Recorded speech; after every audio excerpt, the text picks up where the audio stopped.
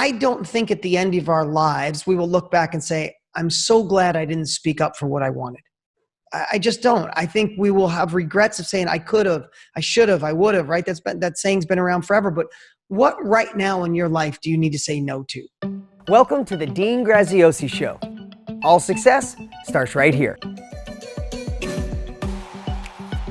Well, Renee, it is so awesome to have you here. Listen, before we get started, I've been watching you in our groups, the energy, the love you give, the authenticity you give, just what you give off is intoxicating. It's the reason I wanted to have you on this podcast because listen, at the end of the day, especially in these shifting times in the world, we need a voice of inspiration. We need women entrepreneurs that are out there taking action, moving the needle, making an impact. And you are the shining example of that. So welcome to the podcast. Thank you so much, Dean. I am so honored to be here. I'm so excited to talk with you. And it's honestly been my pleasure being in the groups and really showing up. It's been lighting me up, hopefully as much as I've lit everybody else up. Well, good. So before we get started, I love your story. Listen, first off, I want you to tell the story, but I have kind of a connection because we're going to talk about the movie about Frankie Valli, right? Yeah. The Broadway show, the movie, the Jersey Boys. Obviously, it's pretty much I think the whole world knows about Jersey Boys, and I want you to tell the story. But I shared that with you. Frankie Valli, who the movie's about, and I want to talk about it, was my dad's cousin, and his last name was Frankie Castelluccio, right? Yes. And not many people know, so it's so funny. I grew up my whole life saying, oh, Frankie Castelluccio is my cousin. Yes. And it's cool that we have this connection. But I would love for you to tell that story, not just talk about how amazing it is and what you've done to be on Broadway, to get the lead role, I don't want to take away the ending, but the accomplishment you have is amazing, but it fits into all areas of life. So let's start with that story. I love it. And then I got some really great questions to drill down on. Great. So I was doing Jersey Boys on Broadway in 2013. And I was so grateful because I'm really from New Jersey. This whole storyline, Dean, literally takes place just miles from my house. And in the show, they talk about Rahway Prison.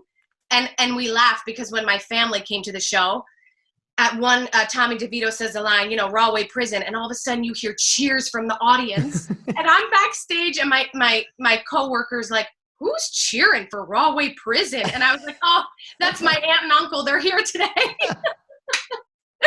So it truly is close to home for me, literally and figuratively. So I'm having the time of my life, doing 8 shows a week. And we had been hearing that they were doing a film of the musical, like doing a film version. So I was like, oh, awesome. Truly didn't think much of it because I was like, they're going to hire A-list celebrities. Marissa Tomei is going to play my role, the role of Mary Delgado. So I didn't think too much about it until one day I'm backstage. And again, one of my castmates says, Clint Eastwood's here. And again, I was like, oh, Clint Eastwood? Like the legend? Oh, okay. Still went and did my show, but I go out for the entrance where the girls sing My Boyfriend's Back. So we walk out there where we're like clapping, and I look out into the audience, and 10 rows back is Clint Eastwood. And I was like, oh, shoot, they weren't kidding. So I was like, okay, Clint, this one's for you in my head. So had a great show, met him afterwards, and again, kind of just let that go. And then they started calling people in from the Broadway cast to audition for the film. And at this point, I was like, it would be so cool to be a part of the film. I don't care if I'm a tree. I could just be like hiding behind the bushes, but like to be a part of that would be so special. So I talked to my agent. She's like, Renee, I'm on it. Great. So now they put out a breakdown for the role of Mary Delgado. And for those of you who don't know what a breakdown is, it's basically a description of the character. So it basically was me, sassy girl from New Jersey, blah, blah, blah, Mary Delgado, Frankie Valli's first wife. And I'm like, wait a minute, like I'm playing this role currently on Broadway, right? So now call my agent again. And I was like, okay, so they put out a breakdown for Mary. This is crazy, but like, it would just be awesome to get an appointment to audition. My agent's like, I'm on it. Okay, so few weeks are going by and other girls in the cast are getting called in for the role of Mary. I'm not getting any phone call. And I'm like, huh. Now, let me just sidetrack for a second. This business is crazy. You know, it's truly, I believe, one of the hardest businesses there is, because there is no rhyme or reason. So at this point, I'm just like, oh, well, I hope I at least get an audition. So my agent calls me. She's like, Renee, I don't know what's going on, but they won't see you for the role of Mary. And at this point, I'm like, but wait a second. Like, I am Mary, but I am Mary. Like, I'm like, wait, I feel crazy right now. So she's like, I don't know, you know, something's going on, but they won't see you, but they will see you for one of the angels who sing My Boyfriend's Back. You can go in for that audition. And at this point, Dean, you know, I like threw my hands up. I was like, all right. I mean, I tried. What else can I do? I'm going to go in and audition for one of the angels. So I'll never forget this day. It was like raining a little bit, and the audition was down on Wall Street, and I'm in the audition room, and I'm talking to the wonderful casting director. His name's Jeffrey McClatt. And we're talking about how I'm really from New Jersey, and he had seen the show the night before, and he was like, Renee, I loved it so much, and great. And then he says, would you like to sing or read first for the angels? And in the back of your head, you're like, don't you see that I'm Mary? Like, what am I missing? Hello. So I'm like, well, I got to take the ball into my own hands. And I said, you know, Jeff, I have to be honest with you. I was really hoping to come in and read for the role of Mary. And he looks at me and he goes, I was just thinking the same thing. And I was like, oh my God. Okay. All right, great. And he's like, okay, so you can, you know, do the angels audition. And then if you want, you can come back another day to audition for Mary. You're like, no, I'm here. I was like, I'm not leaving this building until I do those damn scenes. So he was so wonderful. I did the angel stuff, sang my song, took like 20 minutes in the hallway, came back, did the scenes. And I left there. I'm not kidding. I felt so like elated. I was so just excited because I got the chance. You know that feeling? Of course. Like, just that you're allowed in the room. Yes. Like I was like, oh my God, this happened. And honestly, this is, you know, I grew up Catholic, so I'll never forget. I'm walking back to the subway and there was a church open, and I was like, I'm gonna go light a candle. I did. I truly did. So go do my 8 shows a week for the next few weeks. Don't even think about it. Again, I was just so grateful I got the opportunity. Cut to, this is now like 2.5 weeks later, I'm at my childhood home in New Jersey. Again, you guys, down the street from where the whole storyline takes place. And I'm with my dad, my mom, and my grandmother. We're about to leave for my brother's wedding. My grandmother she grew up with us. So she lived with me my whole life. The best, God rest her soul. So I get a phone call, and it's my agent. So I go in my little childhood bedroom with the, you know, little TV with the VHS. Yeah, of course. I already know it's either an RCA or a Panasonic. Yes. So I go and I sit at like my desk, and I pick up the phone, and she like took a second to kick in. It was on speaker, and she goes, "You're Mary Delgado in the movie. Clint Eastwood loved you." And I was like, "No!" Dean, I nearly peed my pants. I run out of the room, and my mom's like, "What's the matter?" And I'm hysterically crying. I'm like, "I'm gonna be in a movie." And my dad's like, "Calm down, Renee, calm down. I don't want you to pass out." And my grandmother goes, "I've been praying for this for years." Like 90 years old, sassy, in the wheelchair, but like sharp as a tack. Mm-hmm. So I'm like, oh my God, like what? Freaking out. Okay, so now I'll save, you know, the story goes on a little bit, but I'll cut to the first day of me filming. So again, let me stop and say, I had never been on a TV set, a film set before. I had only done Broadway and tours.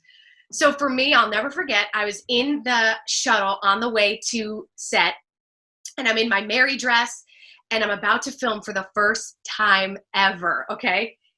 It was like literally jumping off of a cliff. And I remember like looking up to the heavens, and I was like, well, here we go. And I step out of the shuttle, and I walk in, and Clint Eastwood's team of people are the most wonderful people in the world. They're all as genuine and warm as him. And they're like, "Renee, welcome." And like immediately it felt like I was with my family. Yeah. And then Clint Eastwood comes up to me and he goes, "You know, I went around to all the different casts, but nobody was in your class. And then you came in and put yourself on tape, and it was the icing on the cake. And I'm like, oh, literally like holding back the tears. I'm like, can't mess up my makeup. Dave just did it. And I'm literally like, holy SHIT, right? Yeah. So I filmed that first day, Dean, and you know, to bring it to like the point of trusting yourself and just like believing that you can do something. I mean, again, I'm doing a major motion picture, right? And I'll never forget, I'm like leaning on the bar for the first scene and the camera comes up to me and I was just like, all right, here we go. Now, I had never done this before, but I was like, this is the time to trust yourself. Yeah. So I did. It was amazing. So Clint and we would eat lunch together every time I filmed. And Dean, I would pick his brain like a maniac. I'd be like, Clint, how did you start acting? Clint, what was this like? Like for me, I was like, I need to soak this experience up for all I can. I mean, it's a once in a lifetime opportunity. So he really became like a mentor to me. So few weeks into the filming, it's he, myself, and the executive producer. And again, we're eating. That's all I do. My favorite thing. And they start talking about how Clint knew that he wanted me for the role when he saw me on Broadway. And I was like, wait a second, come again? And they're like, yeah, like Clint, we requested you to come in. And I said, do you guys want to hear a funny story? Yeah, I couldn't even get in. I was like, I couldn't even get an audition. They're like, Renee, what do you mean? Like, we specifically requested the girl from Broadway. And I said, what do you mean? I said, I literally only auditioned for Mary because I opened up my big mouth in the room and I asked for what I wanted. And I said, Jeff, I would really love to read for this role. And they're like flabbergasted. I'm flabbergasted. I'm like, so what happened? And come to find out, some middleman casting associate just dropped the ball. He or she was like juggling a few films at once, and it was just a miscommunication. Wow. I mean, listen, there are so many lessons in there, but if you didn't speak up, it probably never would have happened. They would have thought you didn't want to be a part of it. No. And like, can you just imagine, like, I just love this story and I love sharing it so much because I love to hope to inspire people to kind of, you know, when you feel something in your gut that you know is right, you know, say what you have to say, because the alternative could be a missed opportunity. Yeah, regret. And that for me is the worst. So yeah. Well, listen, I want to tell you, I love your enthusiasm. I love the story. I wasn't interrupting one word of that story because it's so magical. But with that out, I mean, how cool is that if you're watching or listening right now? Think of how many missed opportunities there could have been along that. And you were a part of a movie that I absolutely love, especially because I'm related, because I'm Italian, because I'm from New York. It's right down the street, right? Yeah. I grew up listening to Frankie Valli and Frank Sinatra and Neil Diamond. And, you know, that was my grandmother's, that was her music, right? So I know all those songs. It's so cool to go to Jersey Boy. I take friends there and they're like, how do you know every single song? Like, if you're Italian, you don't know Frank Sinatra and you know, those, you don't know those songs. You're like, not really Italian. Like, you don't know Frankie Valli and anyway. So it means a lot to me too, but I want to kind of break it down and go back a little. I would bet to say you, not having done TV, not having done movies, you looked like an overnight success, right? You're in a movie. You're in a movie with Clint Eastwood being the director and producer, and you're there overnight. In the world, we all have this vision of, man, that Renee, she got lucky. Overnight success. She's never done a movie before. Yep. But really, you started planting seeds way long ago to make that happen. And I'd love to talk a little bit about that journey because, listen, to be on Broadway in New York playing that role, you're amazing at singing, dancing, speaking, you're outgoing, you have work ethic to do 8 shows a week. You have all those things, right? But most people don't see that to get to that movie, but they don't even see the work it took to get that lead in Broadway.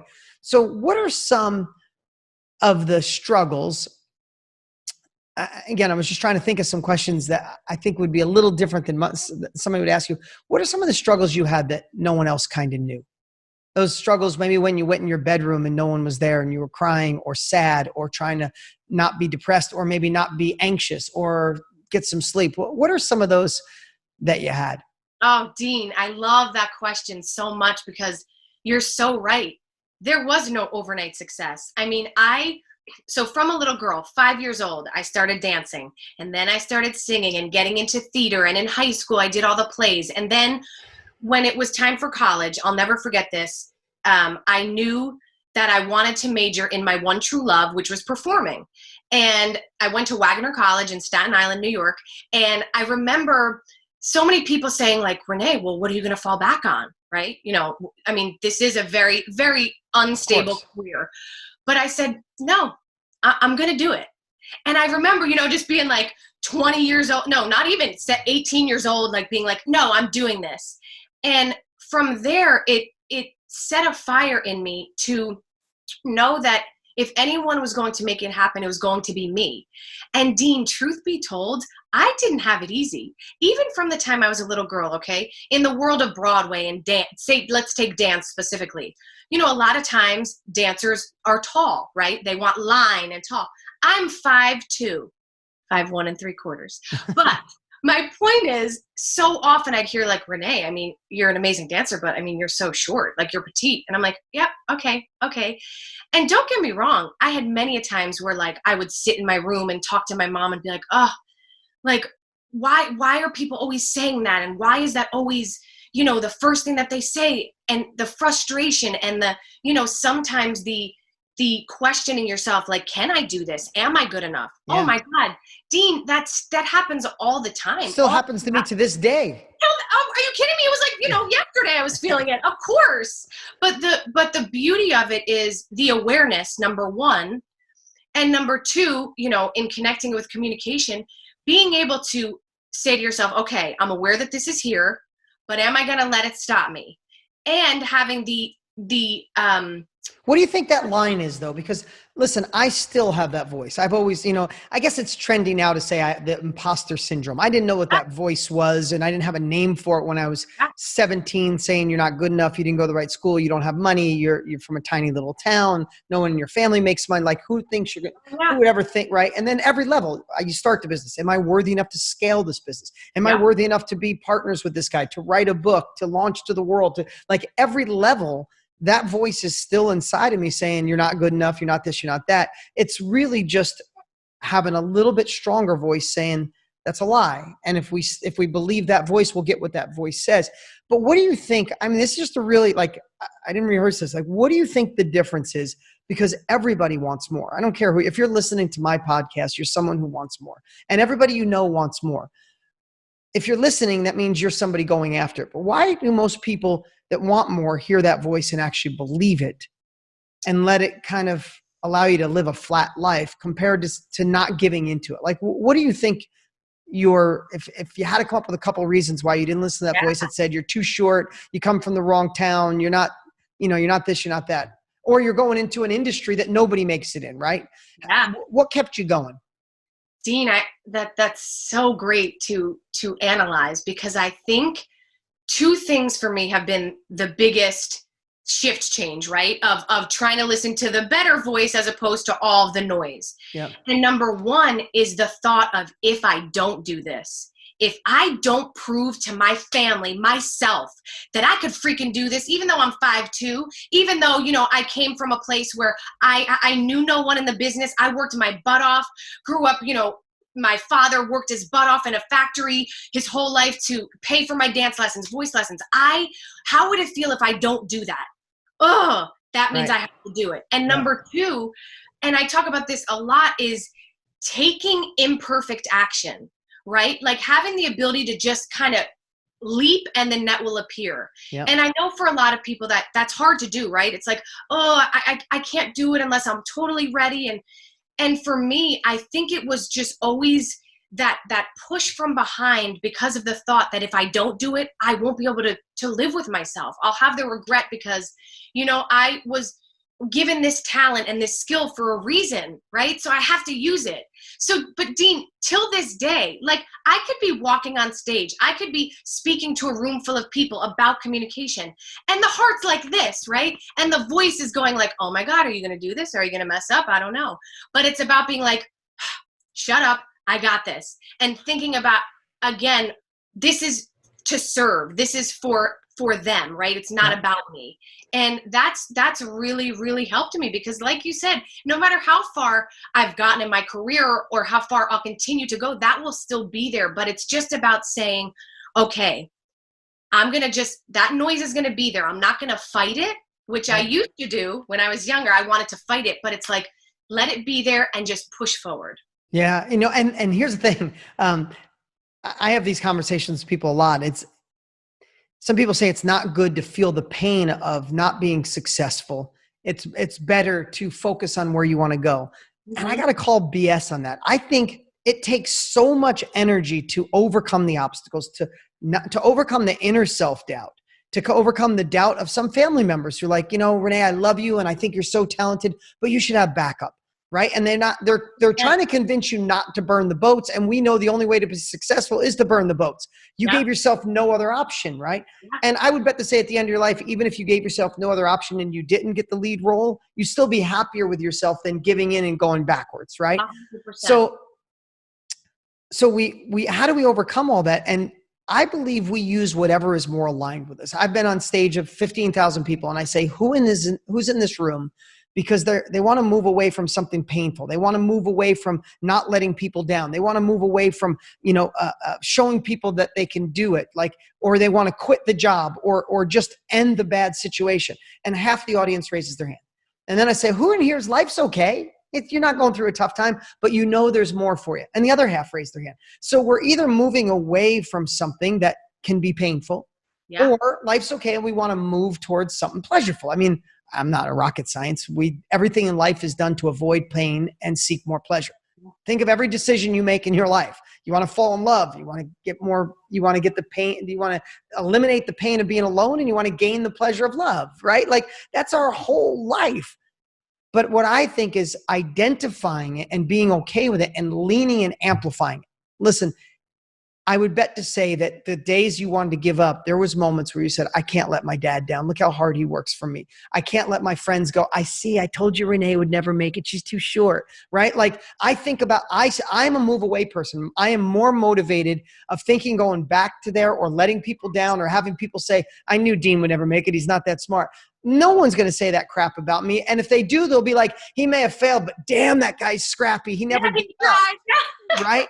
Totally. Now, but when I say it to somebody like, no, I never think about that. I think about where I could go. What I'd just suggest to everyone is figure out which one drives you and amplify it. Like if you have a cut, flick it. Like you need to feel pain. Pain or pleasure cause you to move. So I love that you shared that. And listen, I don't think we should live there forever. I don't think we should live in a place of fear or trying to show people. But if that gets the rocket off the ground, then use it. Yes. And Dean, you just had me thinking back to one of my first professional theater jobs I did. I was on the 25th anniversary tour of Cats, the musical.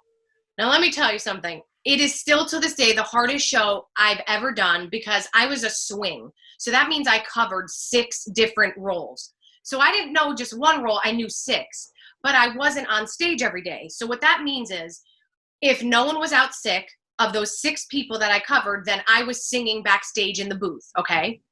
So this being the hardest show, I mean, physically, Dean, I never danced harder. I'm in fur from head to toe, 20 pounds of makeup. I mean, singing high C's. I mean, it was insane. And I had to be so self-motivated because the truth is no one made me do the show every day on the side of stage, right? I could have just sat there and been like, oh, when I go on, I'll be fine. But I was like, hell no. In my mind, I'm like, I'm not going to make an idiot out of myself. I'm not going to hurt someone else on stage because I'm not ready. So do you know what I would do? Every day, I would stand on the side of stage and I would do the show full out, like as if I was on stage. And some people are like, you're crazy. Like, why do you work so hard? I'm like, why do I work so hard? Okay. Watch me when I go on stage, it will feel like I've already done it because I have trained my muscle memory and my mind and my body to feel like I've already done it. And going back to what you're saying about like, letting the thought that people are going to say like, oh my God, Renee, like did a crappy job when she went on stage. That fueled me, right? I was like, of course. no, like no, I could do this. You only do one role, but I do 6. And when I go on, you're going to think that I only do one role because it's going to feel so good. But that job taught me like that ability to motivate yourself, Dean, is it's such a skill that I think I didn't realize until I did that job. Yeah. Because again, it's, I know Tony talks about this, practicing under pressure, right? Yeah. That's so key. Not just for a performer, for any business. When you're an entrepreneur, like every time you're practicing, put yourself in that atmosphere. And that's what I would do. Like I'd be like full out, like with this little bit of space, like doing the show. People backstage are like, what is going on? I'm like, I got to do this, right?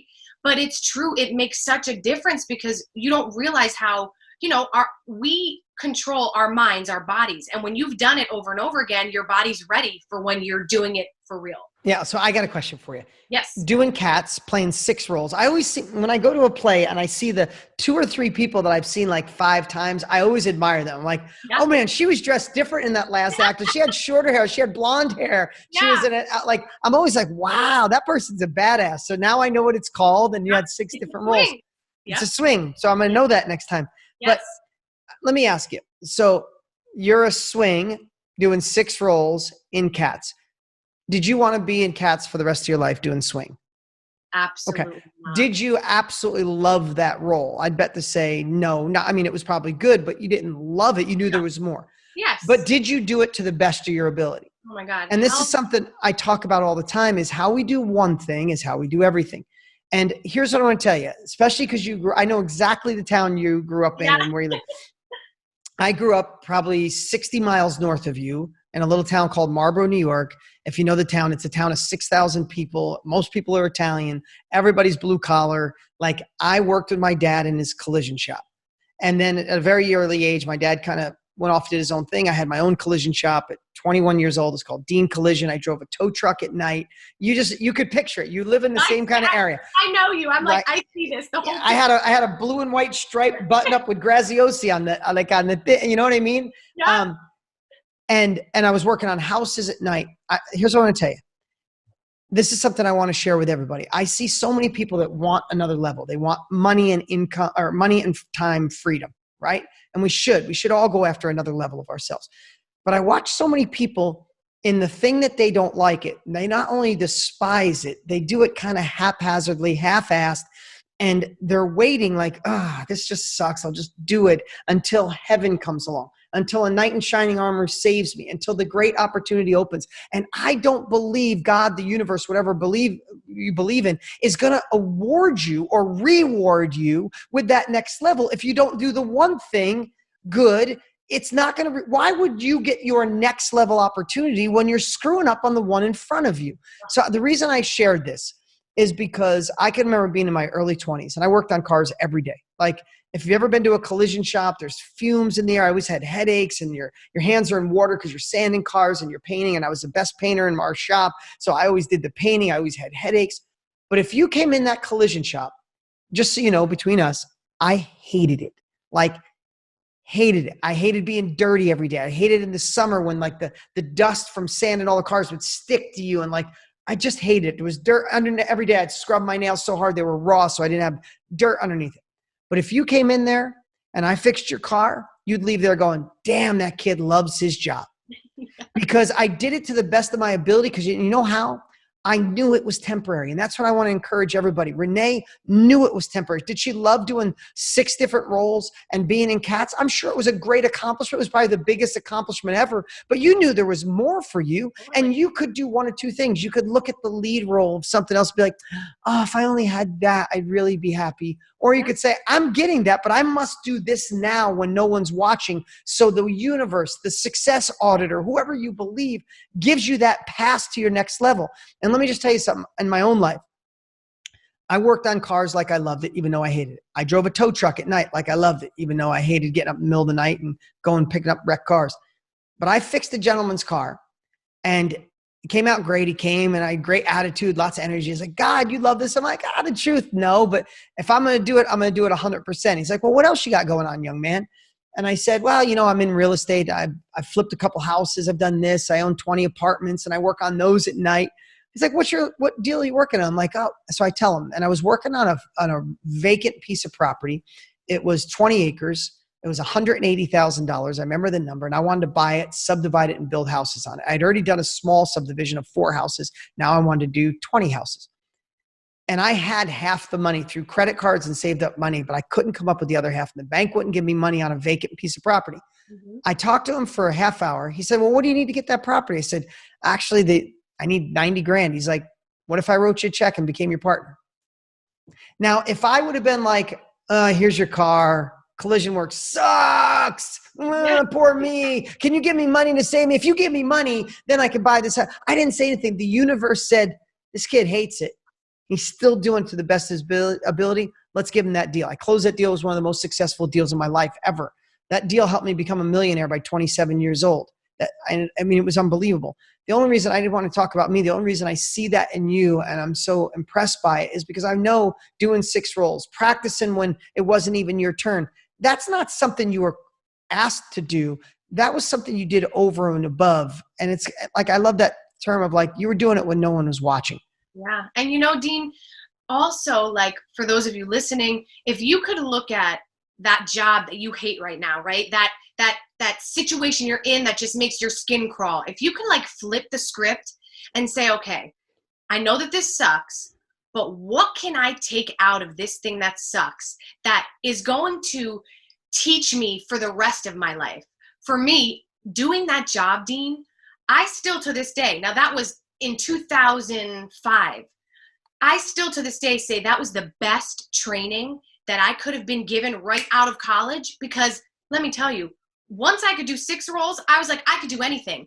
And it was, a bus and truck tour all over North America on a bus for 12 hours and then getting up to like dance. I mean, It was insane. But guess what? As much as it sucks sometimes, that prepared me for the rest of my career, because it showed amen. Renee, you can do anything. If you could do that, guess what? You can handle this. And you learned now the beauty of having that self-motivation, of taking the step forward. And let me tell you, in every other show I've done, it has served me in every single show. I did West Side Story, the revival, on Broadway. It was my Broadway debut. And Dean, it was like such a dream. That was another amazing, crazy story. But once I got in the show, same thing. I was a swing at first. I covered the Jets and the Sharks. I was doing America, and then I was doing the Jets song. I mean, I was all over. But one day in rehearsal, Arthur Lawrence, the late, great Arthur Lawrence, who was our director, saw me in a rehearsal. And we were rehearsing, and again, I was a swing. So I was, covering Rosalia, who sings America, with Anita. And the girl playing Rosalia was leaving because she booked another job. So they were going to be holding auditions. So Arthur Lawrence saw me in that rehearsal. Now, again, it was just rehearsal. I could have kind of half-assed it, not sang full out. You know what I mean? Showed up kind of just like, whatever. But like, whatever I do, I give 500%. So for me, it's a rehearsal. It's a performance. Same thing. So I went in there. I did my thing. And my agent calls me and she's like, Arthur wants to know if you can take over the role for Rosalia, because we're going to hold auditions, but then he saw you in the rehearsal. And I'm like, oh my God, yes. And like, again, you don't know what opportunities are around the corner, but it's about showing up. And it's about showing up, I believe, with grace, with love, and knowing that like, okay, this isn't my final step, but this is a step. And what I tell my clients is the juice is in the journey, right? That's where the juice is. Like, Dean, I'm sure you learned so freaking much from working in that garage, even though you hated the paint, you had headaches. Like, I'm sure now where you are, you carry so much of who you were at that point in your life. And no, completely, Renee. I love this conversation because, and because you've watched my stuff and that I think this way, but for everybody else, it's like, what if that was part of the journey? Whether you believe in God, the universe, karma, what if it's laid out and you had to prove yourself at each step? Like I always picture like someone's auditing you, like your success auditor, right? It's like, okay, put Renee as a swing doing 6 roles. I want to see how she acts when no one's looking. Oh, yeah. Wow, she's still practicing. Wow, she's practicing harder than that. Okay, let's give her a shot at West Side. Was it West Side Story? Yes. Let's Yeah. give her a shot at West Side Story. Wow, look at how she's doing her rehearsals. You know what? Let's give her a shot at the role. Like, what if you thought, I don't think people are guiding us at that, meticulous level, but I believe that, because if you're like, oh, I want the lead role, poor me, right? If you even just have a hint of that, just 5% of your soul, I believe there's a success order that goes, nah, she's not worthy. That's cool. She could stay a swing, leave her a swing for a while, because I see the girl next to her is practicing when no one's looking. Let's give her a shot. Now, I think about that stuff. So when life goes sideways or throws me a loop or something, listen, I don't like failing. I don't like getting taken advantage of. I don't like feeling insecure. I don't like if I feel like I didn't give 100%. But if I look at all of those and say I didn't like it, but what if that made me a better version of me, made me stronger, navigated new territory? And all it's doing is preparing me for what God or the universe or the world has next. When you look through that lens, it's like, man, if I'm going through this hard of a time, wow, what's on the other side of that? And it's just a shift in your mindset. And also, Dean, like, don't you feel like and I know you do, because I just listened to your podcast about, your own upbringing and drawing that line in the sand, right? And I loved hearing you talk about that, because I really believe that everything that you're given is a lesson and a chance for you to be more well-rounded, right? Like, listen, what a blessing to have a life where you grew up maybe with, a lot of money from the get-go. You never really had to work hard. Everything was kind of handed to you. Sure, we all joke and say, wouldn't that be nice?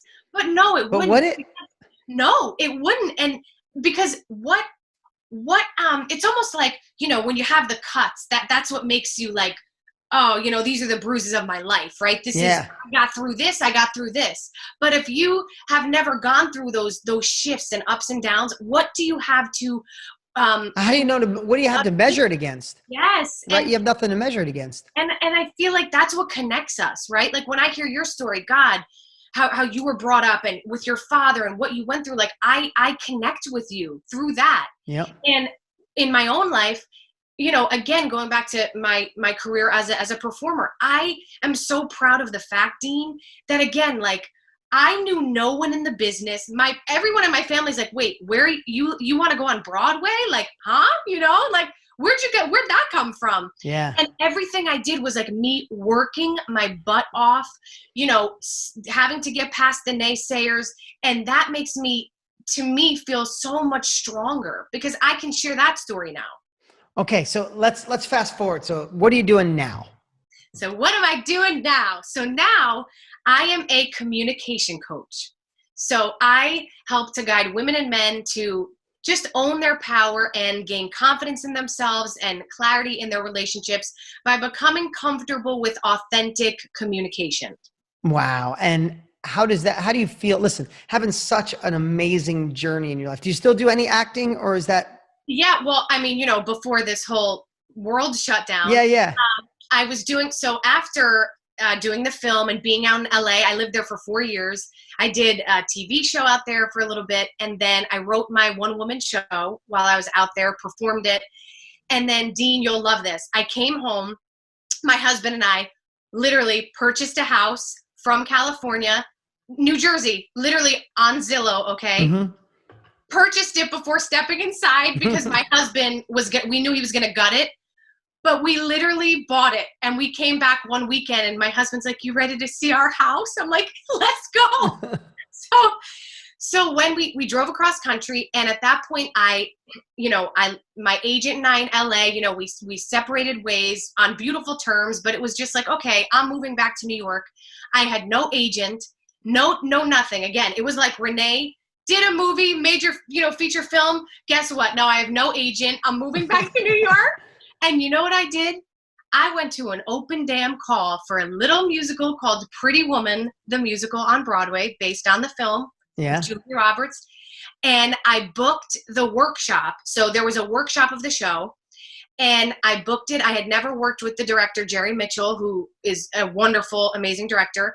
And we did the workshop, and then he asked me to be a part of the Broadway company and be the dance captain and his assistant. He was the assistant to the choreographer, was my title.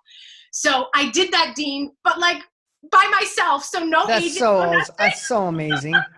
So that was the last show I did. That closed in August. And then right after that show closed, I hadn't done my one-woman show in New York. I wish I knew you then because you would have loved it. I'll do it again maybe at one point. Okay. But I did my one-woman show, and it was so special for me because my mom and dad hadn't seen the show, and it's about my family. It's called I Am Me Because of Three, because of my mom, dad, and grandmother. And my dad and mom got to see it in New York. Oh, that's so amazing. It was amazing. So that was the last kind of performing I did until I've started focusing on my coaching. Well, is the coaching filling your heart up? Oh my goodness, Dean, this lights me up so much. Like communication, talking about it, sharing it, teaching tools is just, it's my spirit. It's in my spirit. Yeah. And I've always felt this calling, and it feels so nice to now be living in it and sharing it. Well, I have to tell you, I've been watching your journey for almost a year now. And I have to tell you, it's been fun to watch your enthusiasm, your energy, but also there's a depth of authenticity behind it. So I know that's why you're successful. I know you have the grit. I know you keep going. And I just love the journey of the end result is so amazing, but we all need to see the glimpses of the failures, the insecurities, the times you didn't think it would work, the times if you didn't speak up. Because I think if you took anything from today, there's a lot of things, but some of the things is I don't think at the end of our lives, we will look back and say, I'm so glad I didn't speak up for what I wanted. I just don't. I think we will have regrets of saying I could have, I should have, I would have, right? That saying's been around forever, but what right now in your life do you need to say no to?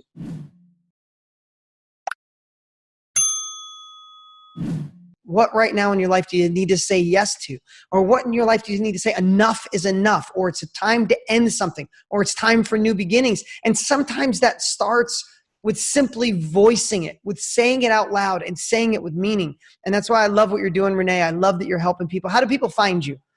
So you can find me on Instagram at Renée Marino Official. Send me a DM. I love them. Also on Facebook at Renée Marino.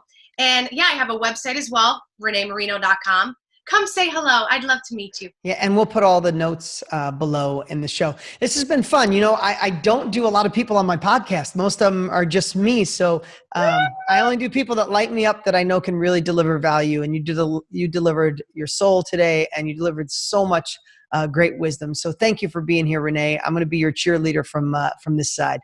Thank you so much, Dean. I'm your cheerleader. Thank you.